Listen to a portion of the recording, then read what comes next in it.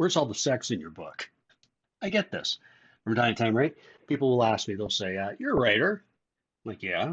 And you write literary fiction? Yeah.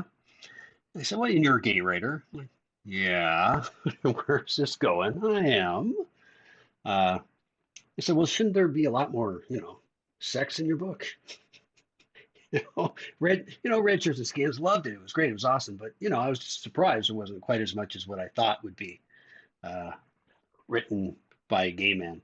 I don't always know what to say to that. But yeah, it's writing about that. It's for me, it's not like the main thing. I know a lot of people buy erotic books, and that's wonderful, or spicy books. I think the ladies call them. But as a writer, I always find it much more interesting to write about what's going on in the head and not a plumbing manual. You know, that's what I think it could turn into. And I don't have that many words to describe parts of the human anatomy like some other writers. So yeah, I'm not writing an IKEA instruction manual. I'm really more intrigued by what happens in the head, uh, like in Shirts and Skins. There's two, I think, and the first one is actually completely. It's Josh and his wife, and they're trying to have a baby, and it's very much an instruction manual of how they go through this. Um, and make love a number of times trying to conceive a child because they've had some trouble. And that's the first one, which isn't the most, sexy thing. It's very matter of fact. And the second one is when the first time Josh is with a man, and it's a couple of pages, and that's really it for Shirts and Skins. In the second, and in my new novel, to refrain from embracing, I think there's only one, and it's in a flashback scene, which is, I guess, if anything, is more bisexual scene when the father's sort of picked up by a couple, and whatever happened happened. But yeah, I'm much more interested, and so we learn more about what's going on inside his head as these events are happening to him and around him. Um, so that's why I and I really don't find it that interesting to write either.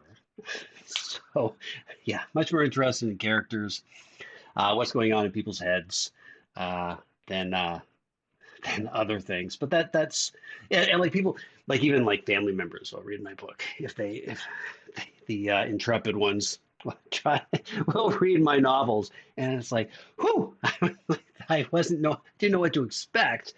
But I'm like, yeah, I get it, because sometimes like Alan Hollinger, some of his early stuff, there was so much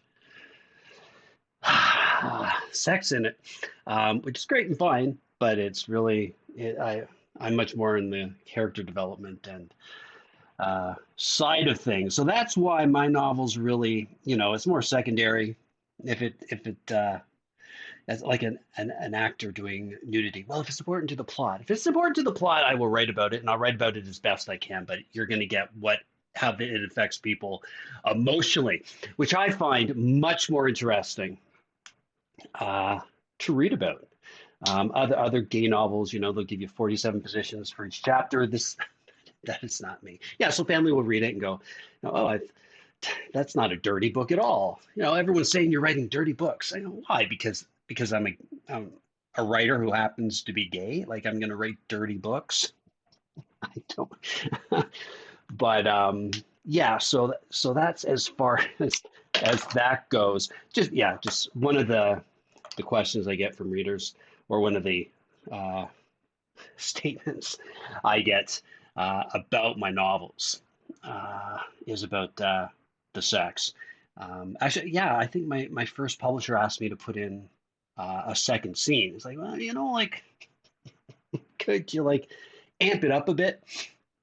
So I put in a scene where actually nothing happens. It's all like in a sauna, so you don't actually see anything. You see nothing. You read nothing.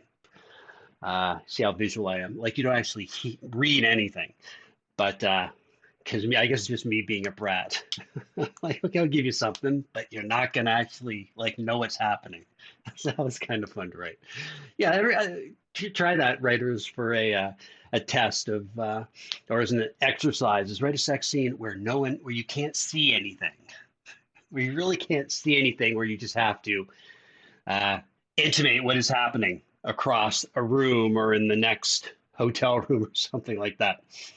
But yeah, and last time we were talking about sobriety and that I've been sober for 22 years, coming up to 23 years next month. How I said I learned early that this was not for me, that I just turned into a big goofball idiot when, when I drank, and I was just like too embarrassed like to continue doing that, and felt so good when I stopped that I continued to not imbibe after, and even after coming up to 23 years. But yeah, I quit drinking 2 years ago, almost 23. And like I say, that's not recovery, that's foresight, I think, maybe, because I could sort of see how it was all going to play out because I have alcoholism in my family. Yeah, because if other people have mentioned about the alcoholism in my books, and booze, sex may not flow through my books, but booze definitely flows through my book. It's poured on every page almost. That a number of characters are alcoholic and or addicted to other things, and this was in my family, so I understood it, and I saw it, and I saw what happens when this tornado of alcoholism sort of whips into a family. Um, because it's funny, because sometimes I'll read a book and someone's talking about someone being drunk, and the writer is writing about someone being drunk, and I say to myself, "You have never been drunk in your life. This is not what being drunk is like." You know, sometimes you see actors on TV and they're playing drunk. Hey, yeah, that's not exactly what it's like. I don't think you've ever like been drunk a day in your life, but if you know what it's like to drink, and if you saw this growing up, and you have really know what that's like, so that's why it is so. And one of the, you know,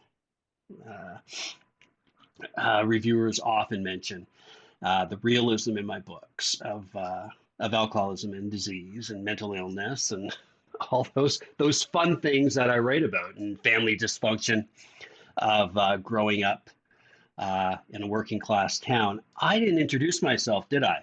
I have to go. I have to go back. And you know what? I just push a button and record whatever comes out of my fat mouth. So I'm not going back, and I don't even know how to edit. So I will just say that my name is Jeffrey Luscombe. I am the author of two novels, Shirts and Skins, about a boy growing up in East End, Hamilton, Ontario. It follows him over 30 years. And my second book was released a couple years ago. It was voted a best book of the year by the Independent Book Review, and that is To Refrain from Embracing, all set in the summer of 1977. Do you remember the summer of 1977? Yeah, it was a good year. I think that's why I wrote about it. I had a great time in 1977. And I went to a Cub Scout camp, and, you know, it was pretty fun. And the character, the boy in my book, he goes to Cub Scout camp, does not have a great time. It does has a terrible time at Cub Scout camp. And my experience was not as traumatic as what Josh went through. So it is a couple of traumatic events that happened in the novel for him. But yeah, Cub Scout camp was not a great experience. But I had a great experience when camping with my folks, when Cub Scout camp and friends. And so I still remember 1977. Star Wars came out, saw that a couple of times. So when I decided to write about 1977, it's funny because when I dream about my family, they kind of look like they did in 1977. My dad with his old bushy mustache, and my brother with kind of long hair.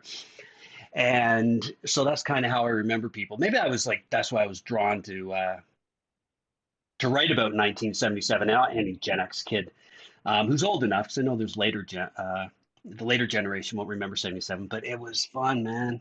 And that's why I wrote about it.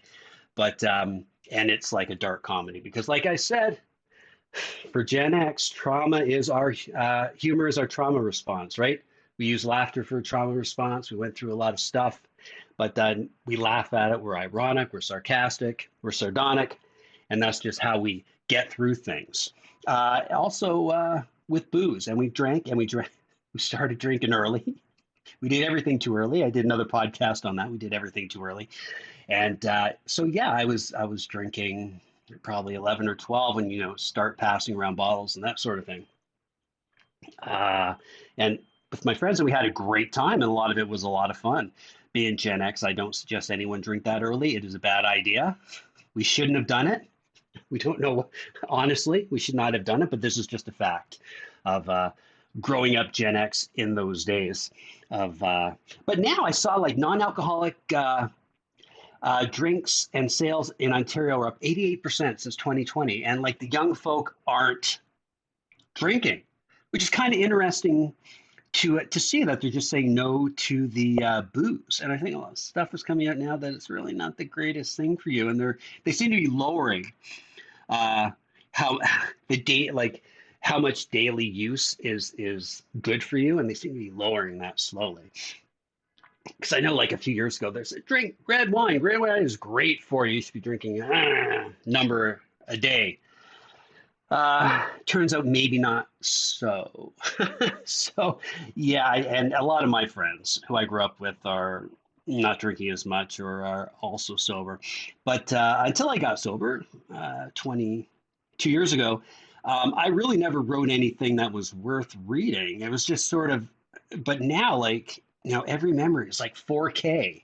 It's awesome to be running on, all cylinders all the time, even though I can't, sort of step out of it for a moment, like some people just like settle down or relax with a scotch and soda. And I can't do that. I don't do that. living the sober life.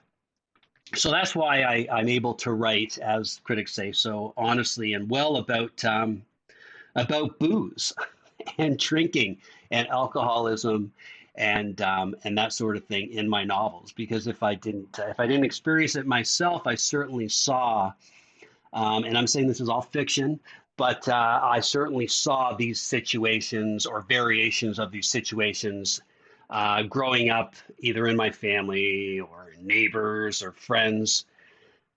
So if you want real as the Hamilton Spectator said, broke ass realism when you're, you're living in poverty with very little money, uh, trying to make ends meet, uh, and you want what it was really like for Gen X, and not the cute versions that are coming up now of what it was really like. Growing up Gen X, because as fun as it was and as feral as we were and no supervision and that sort of thing, is that came with a lot of problems and danger. If there's no supervision, there's going to be dangers, and a lot of us were, you know a lot of us had consequences because of that. But it's a Gen X thing not really to go into our trauma. We just laugh about it or laugh at, with each other about it without getting too maudlin or such. So, yeah. So that's me, almost 23 years sober, and my writing, and why, as someone asked, why there's no, why, well, there is, but there isn't a lot of sex in my books. Like, heavens no. Hey, but actually, yeah, there is some. There's some, and it makes sense, and it's part of the plots of the book. But it's certainly not a dirty book. Like my mom read my book, and my dad read my book. Other family members read my book, and they were, well, I've talked about that story. That story. They were more horrified by the first sentence of my book. Some of them, because I told like a deep dark secret in the family that people didn't want me to talk about or didn't want talked about. But for the most part, no one was that upset with any erotic moments or sex scenes. It was other things that family had problems with. But Yeah, so that is it for me on this November day. My books, Shirts and Skins, Shirts and Skins, get on Amazon, anywhere. To Refrain from Embracing, the second one, the best book of the year, says the very smart independent book review.